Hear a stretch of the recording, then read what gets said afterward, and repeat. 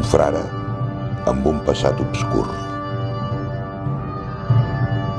Un home d'armes, un fidel company de viatge. Un encàrrec ple de paranys.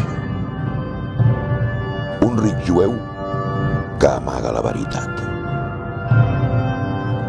Una temptació irresistible. Una caixeta que amaga un món.